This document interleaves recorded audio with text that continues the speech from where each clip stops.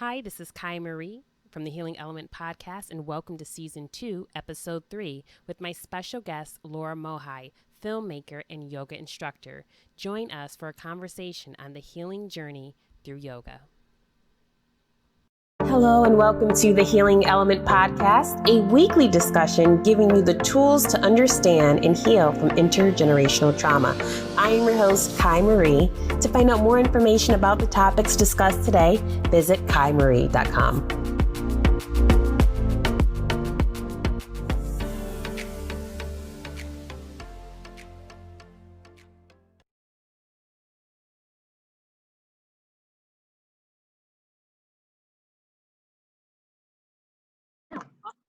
Hi, this is Kai Marie, and welcome to the Healing Element podcast. I have a very, very special guest with me today, Laura, and she is going to introduce herself. I just wanted to let you all know our topic today is a healing journey through yoga.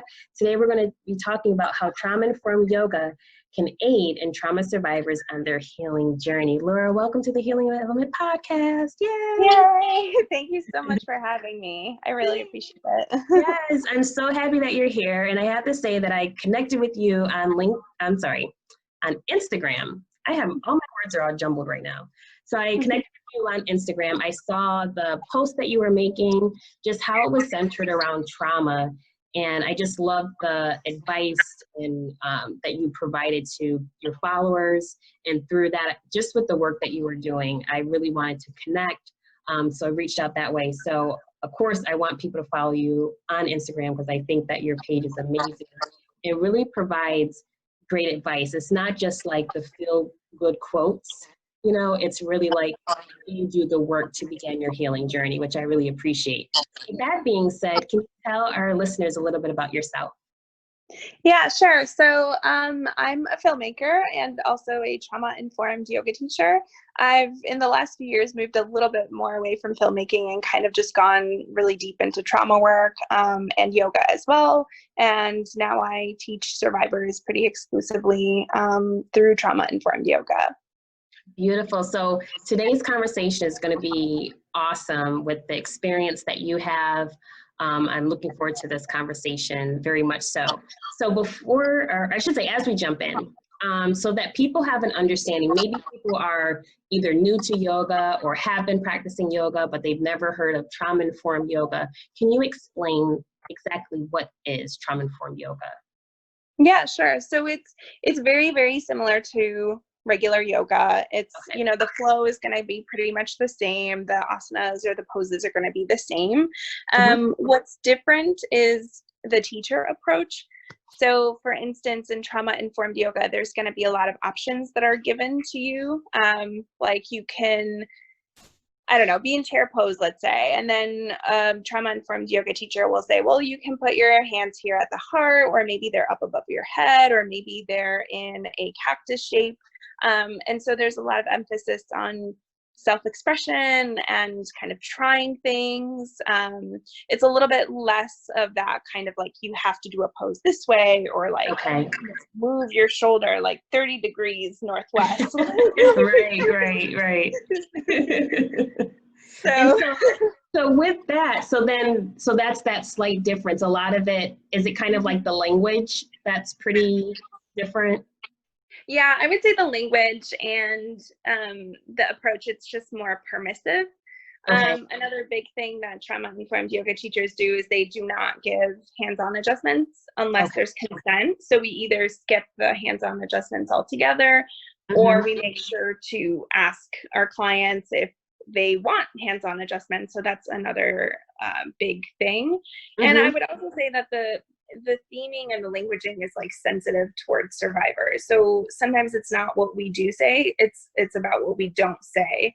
Like, how can we speak more skillfully and be more aware about how our words are impacting our yoga students. Okay.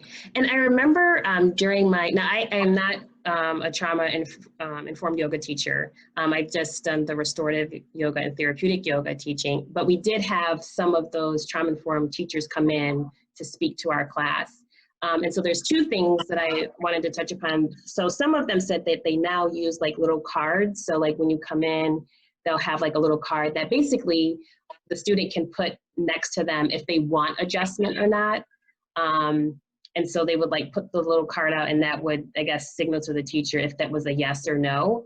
And also they were conscious of how students were spaced, like where they were to the door, or anything like that. Does any of that play a role also in like in a class that you would hold or when working with clients? Yeah, definitely. So I've definitely used the consent cards before. They're really, really awesome. Really recommend it for really every yoga teacher to use them. Sometimes placement is important. I think in the classes that I've taught, I've kind of just allowed students to place themselves where they want to for the most part.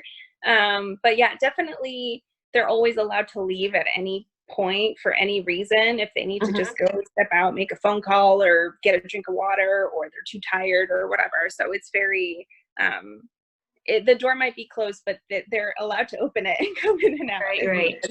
And I think that's great that you said that, because if you go to like a yoga class that's not trauma informed, it is, at least from my experience, a little poo-pooed upon if you like leave class. It's like, oh, like we're in downward dog right now. Like you need to stay here until we can go and transition into the next, so I think that that's awesome that you create a space in which it's like, this is free flowing class. Like this is about you connecting to your body and you creating that safe space to allow you to express and explore. So I think that's beautiful that that tone is already set for students.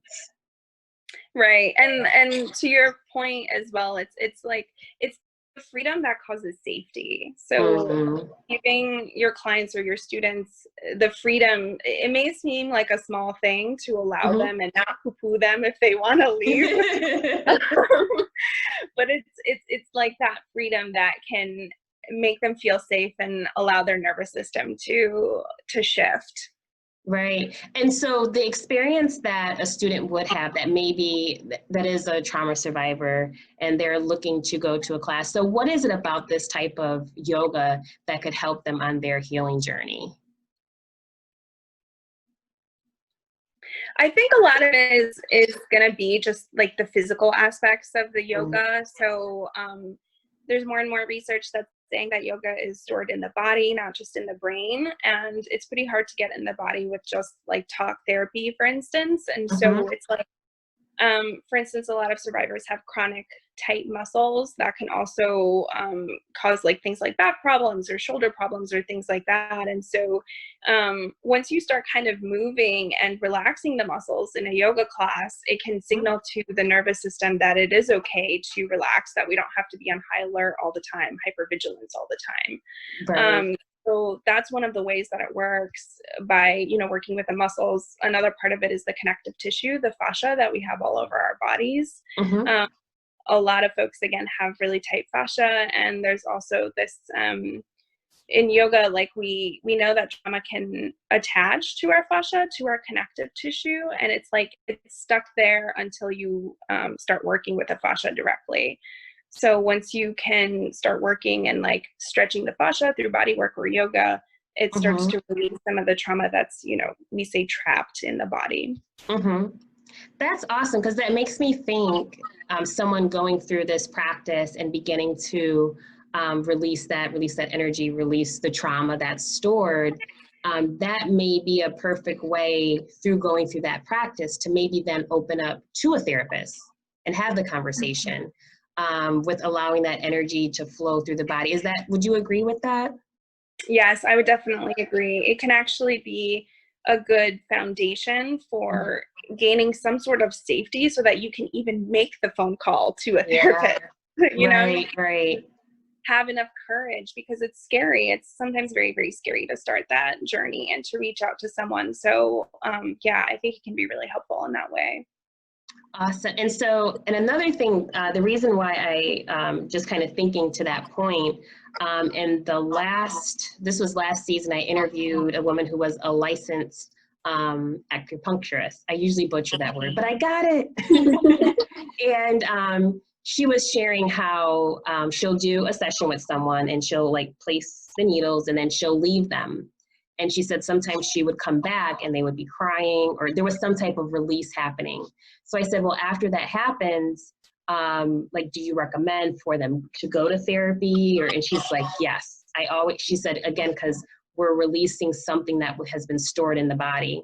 So to your point of when you said, as far as the different movements and how that can cause a release in the body, I mean, I have done a yoga practice too before, and there's a release and I got emotional. I'm like, what is this about? So it definitely happens, and you move in those certain postures, it can connect to you emotionally, and you can definitely have a release. Yes, definitely. And it's very common for folks to cry in yoga poses, especially in some of the slower modalities like yin or restorative, but in vinyasa flows as well. Yeah, we just call it a wet sit. Like if you have a wet that. Your face is wet. While you're practicing. Right. And the thing I love about trauma informed, right, is that if that is your experience, you're free to do, again, like you said, that freedom, like you're free to do that without worrying about disrupting class so much, or what are people going to think? Because everybody is kind of having this shared experience. Yes, exactly.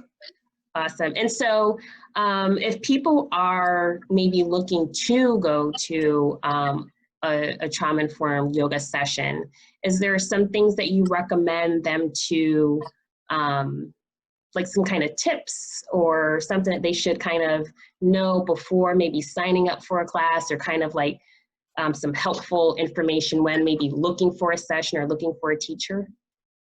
Yeah, sure. So I think one way to do it is you can email like yoga studios ahead of time and ask them which of their teachers are trauma informed. They should be able to tell you who has the certifications. Not all teachers do. I would say most don't at this time. So sometimes you have to be a little bit selective. You can also look online as well for trauma-informed yoga teachers and work with them through the Zoom, especially if like there isn't a trauma-informed yoga teacher nearby. Yeah, and the other thing, I would say like the biggest thing to remember when going in a class is just it's a practice. It's not about perfection. It doesn't matter if you don't know the poses, if you feel like you don't know what you're doing. Right. You're there to have an experience and kind of get to know your body better. And just listen to your body. Like if your body is telling you like this pose is too much, or I don't like this, or this is painful, like a big part of this whole practice is learning to reconnect with the body and those body signals that are telling us like, no, don't go in this direction. I don't like this. And kind of just give that advice. So trust yourself, I guess, is my biggest advice. Yeah, and I wanted to say, when you mentioned about the poses, it reminds me, again, going back to my training, that there's some poses that some teachers said that they would kind of stay away from. For example, like the happy baby pose with your leg, like they said, like that could be something that could be triggering depending on the group of people that you're working with. So when you're working with clients, do you ever feel that maybe some poses, depending on the group that you're working with, that's like, maybe I'll stay away from certain type of movements? Yeah, definitely. So happy baby is not, especially if I'm working directly with survivors. If I'm working with just a general class, I will always give it as an option. But if I'm working specifically with survivors, especially if I know that they've had sexual trauma, I usually stay away from happy baby and some other poses. Over time, I think as the survivor gets more comfortable in their body and also learns how to self-regulate through the yoga practice, they may be able to get to a point where they can do a happy baby, or they can do a Supta Baddha Konasana or something like that. But you have to tread very carefully and kind of like titrate and always give the client the option to do something else. You never want to like force a pose on anyone at any time. Right, so, right. Yeah. And that's the beauty of this practice, is that person, again, developing or redeveloping that connection to their body, that maybe because of the trauma, there was this disconnect just because of that deep pain that they experienced. So now it's like a reintroducing themselves to their body as a safe space. Yeah, that's exactly right. So you don't want to say, oh, you got to do this. So I think this is great for maybe new teachers who will be teaching in this type of space to always, as you said, using that language more of like that suggestive tone instead of like a forced type of movement. Right. Because at the end of the day, the most important thing that the client or yoga student can walk away with is this sense of like empowerment and like, I did what was right for me today in today's class, not like I was able to achieve XYZ pose. That doesn't matter. It's just like, has the client listened to their body today? That's like the most important thing that they can gain from the practice. Right. And so I guess we've been kind of talking about like that in-person class. So now we're recording this we're in May, but this will air in the fall. So who knows if we're still going to be, what quarantine is going to look like at that point, if how yoga studios will reopen, how yoga teachers will meet with their class or with their clients.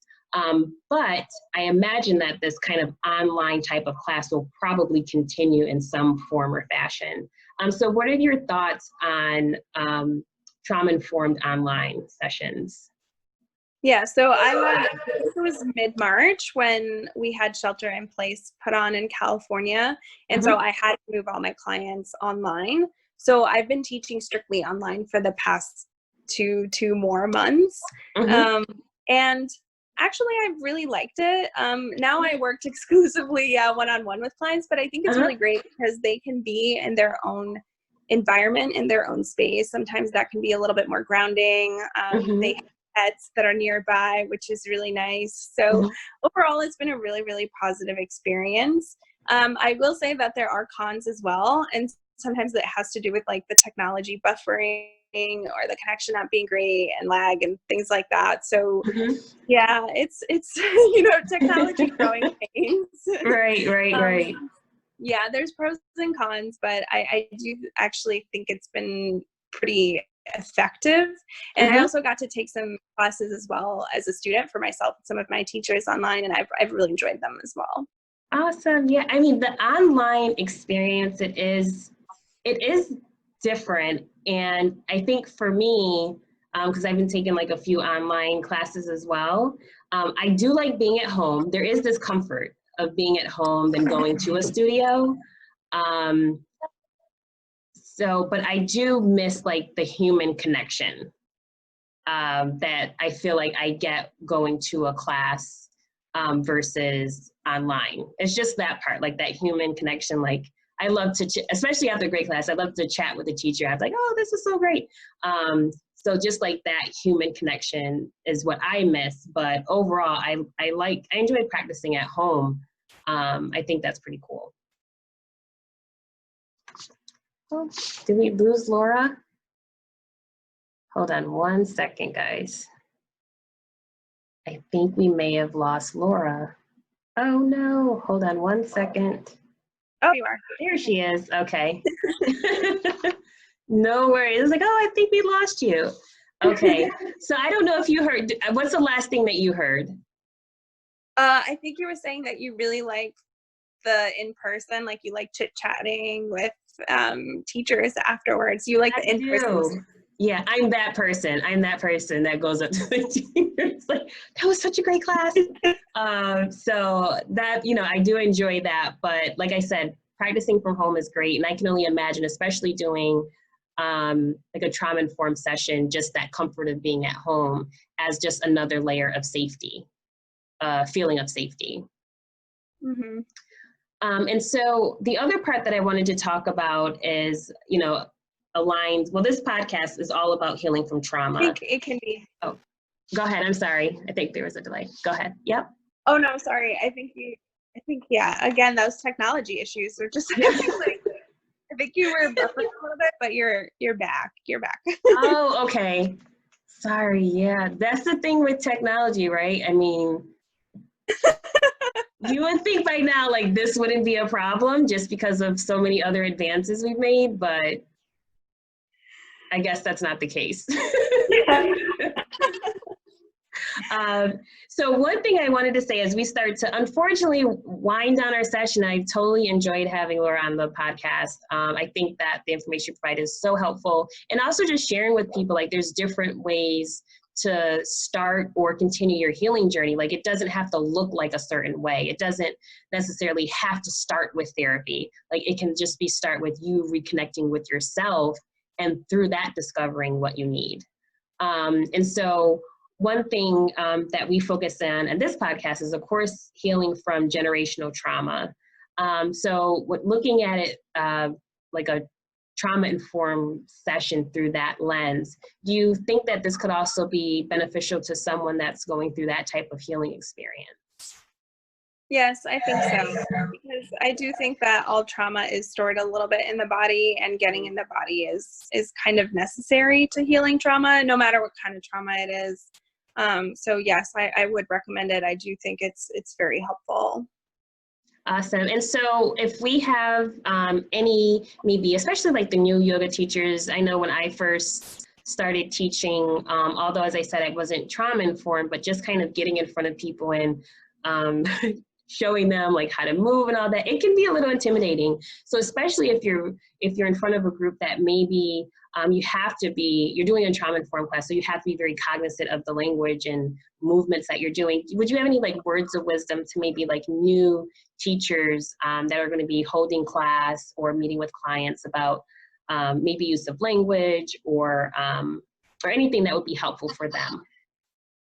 Yeah, I think my biggest advice is keep learning, because trauma and being trauma informed is such a big and complex topic that, even if you do a training, it's like it gets you a good foundation and a good starting point. But if you're really interested in this work and you're really interested in being an ally to survivors, you kind of have to keep educating yourself. So yeah, take multiple trauma informed trainings, read as much as you can. Really get more invested in the topic, and then that's how you'll be able to serve your clients better. Mm-hmm. I totally agree with that. And, realizing that everyone that you meet maybe had like what they've gone through, like it's a similar type of experience, but everybody shows up differently. So what worked for one person may not work for the other. So try not to beat yourself up like, well, I did it with this person and it's not working. Like everybody is impacted differently by an experience as well. Yeah. Yeah, it's very, I think trauma informed is very like touch and go. Like it really just depends on the client. It's if you have like an open mind and a little bit of lightness and kind of exploratory approach, I think that just think of it as like, let's try this. If the client loves it, great. If they hate it, okay, let's move to something else. And that can also help establish safety and a sense of collaboration. Right. I'm glad that you said that, because I know when you're first teaching, right, like you have your set sequence and like after we do this, then we're going to do that. And then if something doesn't happen, it's like, wait a second, like I scheduled this sequence. And so, right. So with trauma informed, like you just have to be able to flow. You just have to like go with it. Right. And just say, okay, oh, we don't feel like doing that. We're not going to do that. Let's go on to something else. It's really paying attention more to the person that you are showing up for, not so much about what you prepared. Would you say that would be true? Very, very true. Yeah. Awesome. And so, Laura, it was such a pleasure to have you on the podcast. I've appreciated our conversation today, and also when we were able to just connect for the first time. It was awesome. So I wanted to know, are there any last words that you would want to leave listeners with? Anything that you wanted to kind of expound upon that we didn't get a chance to earlier? Yeah, maybe just like words of encouragement to anyone who has a lot of trauma, who hasn't really started unpacking it, that I know it can be really, really scary and daunting, but that the whole purpose of this is to make you lighter and to find lightness over time. And it's scary, but it's going to get easier with time. Mm-hmm. So true. So true. And that's the beautiful thing about yoga. Like, you are developing your own practice and you are discovering what works for you. And that's part of that whole healing process is really discovering who and what you are. So I think that's so, so important what you just said. Well, Thank you. Yeah, I know. It's so funny. Whoever is watching this, there's like a delay on both of our ends. You gotta love technology. So I think that this was an awesome interview with Laura. It was actually absolutely a pleasure to have her. Thank you for everyone who has listened to the podcast.